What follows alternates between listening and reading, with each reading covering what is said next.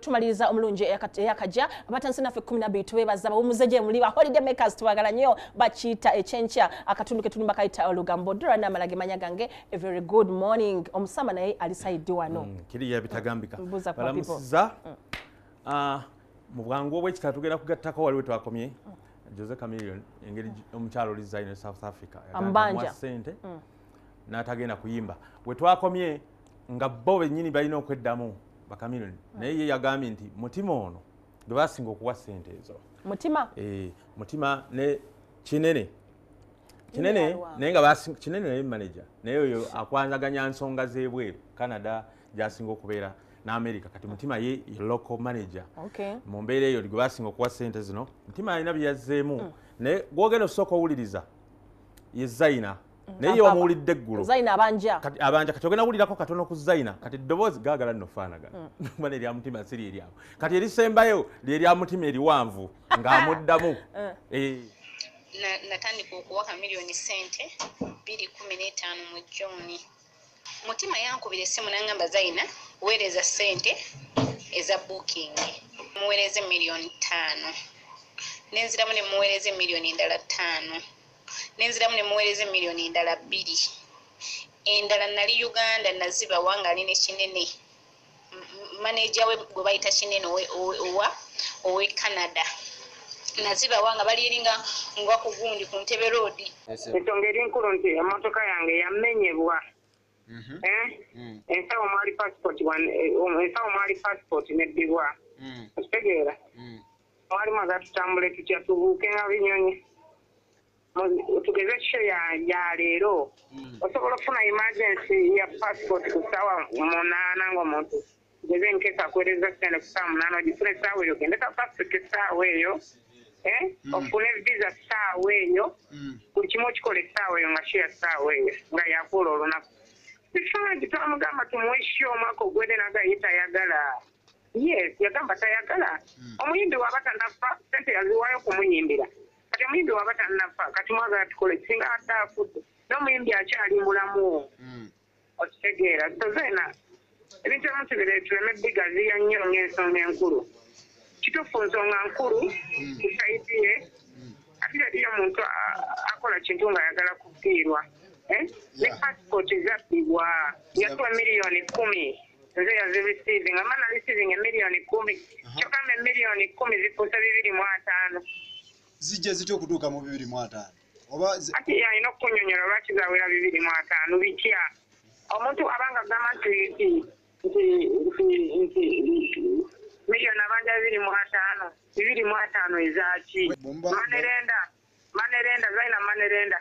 tujja kulenda kooti etuyite naffe tugenda kuteekayo defense yaffe that's all oba owulidde sayidi yange oba owulidde sayidi ya kameri sekyo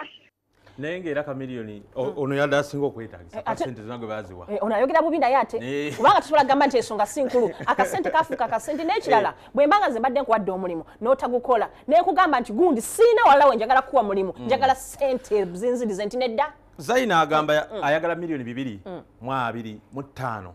ng'ayita mu balooya be aba Lukwagane company kyagana naye bano bagamba ziwera zite 2 oli agamba okuva 2015 mpaka kati ssente ezo zaali badde zizadde okutuuka ku ekyo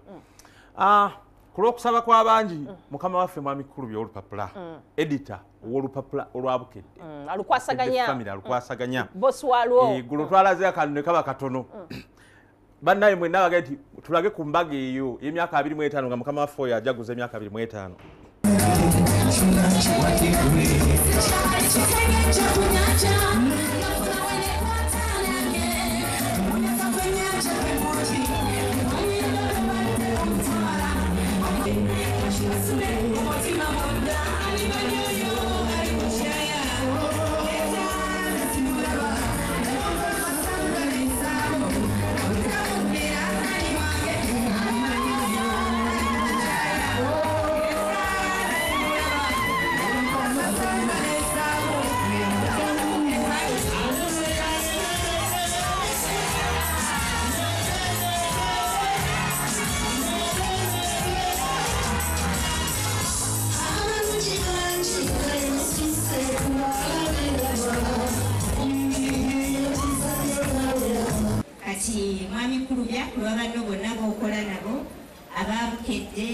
New Vision abalupe oyo omusajja ssebo akung'aanya ne lupinyi ne olumuli ne etopu enze ennimi ngwira kuye naye azimanyi azikuŋŋaanyizaamu twagala okukwebaza ne twagala n'okwebaza eyakutendeka kubanga yali wano mwami Ssekawungu mulabyeko nno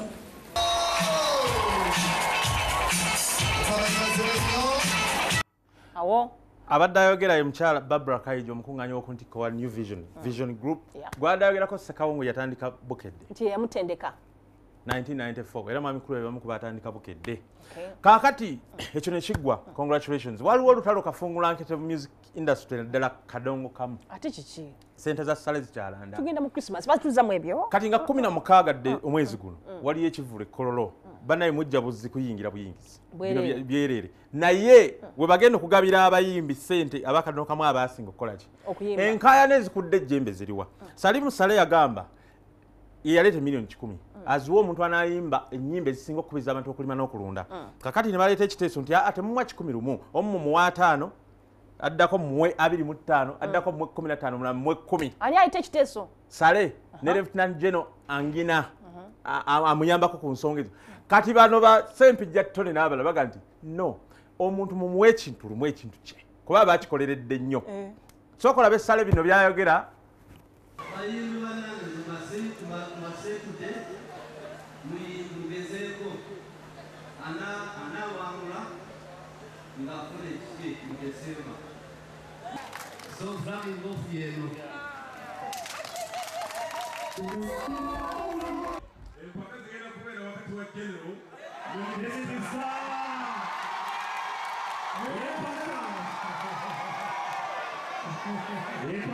wakati wa Josephat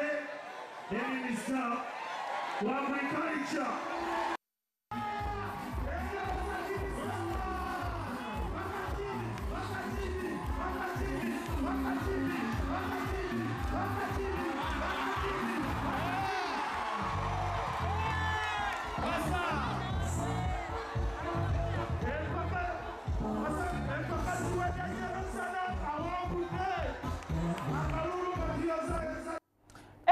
abadde kati afande sana kyasobola okuduka emisinde bulungi oli musirikale abadde azina ne nakakaawa onayimba ne mwami Lutya mayimiranga mukyala we oli abadde Minister Sempijja owa Agriculture abamu ku bayimbi abavuganya jukira kati basigala 25 abavuganya be bano Fred Sebata Walukaga Fred Sebale Mukabya Salongo Dani Mugula Amiri Sengendo Bire Katumba Maria Namubiru Matia Luyima kati wano waliwo abatategerekeka sibo yangako Ibra Fire Daddy Isaac Junior Jemba namulirako ne Vincent Segawa tunabategereyo tunabiwulira 16 ani atwala 10 oba bazigabana batya katulinde kubanga kyo tuli sure weziri bale tubagaze onako lungi basibone banyabo mwe mutambuza ekintu kino Dora na Malawembwa Omusama Josephat Sseguya president good morning